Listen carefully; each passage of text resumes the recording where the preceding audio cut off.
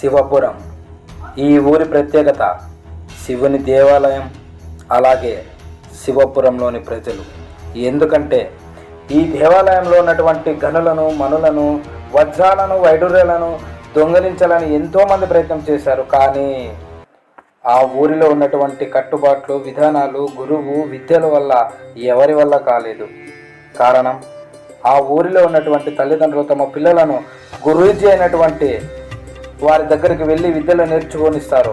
ఆ విద్యల వల్ల ఆ ఊరికి ఎటువంటి ప్రమాదం వచ్చినా, ఆ దేవునికి ఎటువంటి ప్రమాదం వచ్చినా ఆ ఊరిలో వారందరూ ఏకమవుతారు. ఈ విధంగా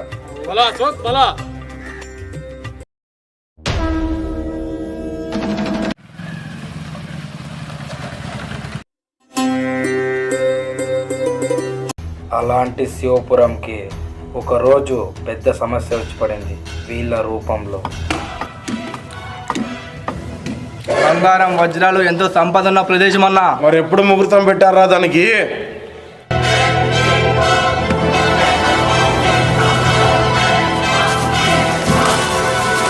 శివపురం జోలిస్తే మేమందరూ ఏకమవుతాం. శత్రువులు ఎవరైనా సరే తరిమి తరిమి కొడతాం. ఇక్కడి నుండి వెళ్తారా, చంపి దుబ్బపడం అంటారా?